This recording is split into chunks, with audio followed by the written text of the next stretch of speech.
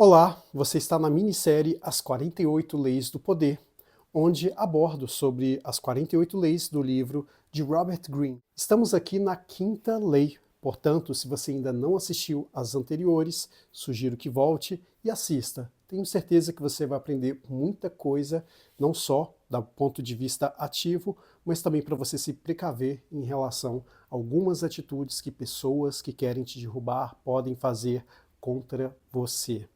A quinta lei do livro As 48 Leis do Poder é: muito depende da reputação. Dê a sua própria vida para defendê-la. Bom, o que o autor quer dizer com esse aspecto tão subjetivo que é a reputação? Primeiro precisamos entender o que seria ela de fato. Nada mais é do que a sua imagem perante as pessoas. Quando eu digo imagem, obviamente, não é somente no caráter físico, aparência. Não, mas tudo aquilo que as pessoas conscientemente ou inconscientemente pensam a seu respeito. Em outras palavras, é o rastro que você deixa por onde passa. Então, podemos entender que construir uma reputação é algo que demanda tempo, e não só isso, como também muito esforço. E o autor diz nessa regra que a reputação ela é capaz de fazer com que você chegue a lugares que você não chegaria mesmo tendo toda a competência do mundo, mas se não tiver reputação, você fica pelo meio do caminho. Então podemos dizer que quando você quer ser melhor em alguma coisa, é necessário que você mova mundos e fundos para conquistar aquela autoridade, ainda que aquela autoridade ela não seja por méritos, mas sim por uma aparência, algo que as pessoas sentem quando olham para você, mesmo que você não seja competente de fato, mas o simples motivo de você parecer competente, isso já faz com que a sua reputação esteja ali presente e viva. Então, a reputação não significa necessariamente que a pessoa é ou não uma determinada coisa. É simplesmente a imagem que ela passa para as pessoas ao seu redor. Então, uma vez entendido isso, a reputação ela é indispensável para qualquer pessoa que almeja o poder. E o autor diz, como uma estratégia de guerra em relação aos seus inimigos, é que eles irão tentar o tempo todo destruir a sua reputação, fazer com que as pessoas ao seu redor te vejam como uma pessoa que realmente não tem muita autoridade naquilo que faz e diz.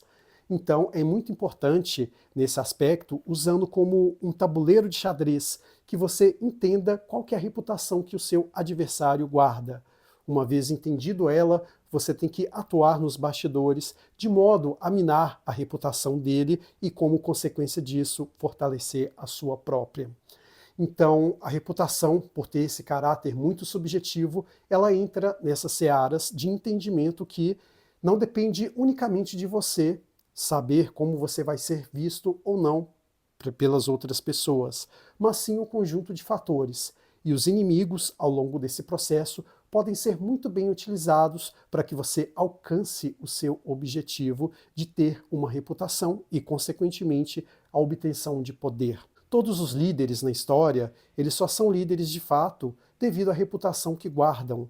Até mesmo aqueles líderes mais autoritários, aqueles que gostam de impor suas vontades a qualquer custo. Eles possuem uma reputação, ainda que seja através de aspectos que envolvem negatividade, como, por exemplo, se uma pessoa é temida ao invés de respeitada, essa pessoa tem uma reputação de temor. E essa reputação de temor faz com que gere poder a ela. E como consequência disso, ela possa ter submissões das pessoas ali que estão ao seu redor, aceitando a sua condição de líder. E baseado nisso, o autor ele sempre frisa que você deve até morrer pela sua reputação.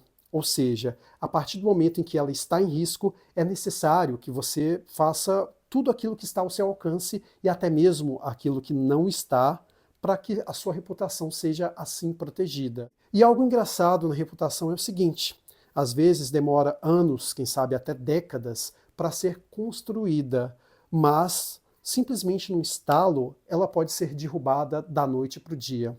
Isso a gente vê muito nessas ondas de internet no que se refere a cancelamento, né? Quando você vai cancelar alguém, você simplesmente quer atacar a reputação dessa pessoa de modo tal que ela fique extremamente mal falada, que os olhos sejam virados em relação a ela com o objetivo de entender que é uma pessoa não grata.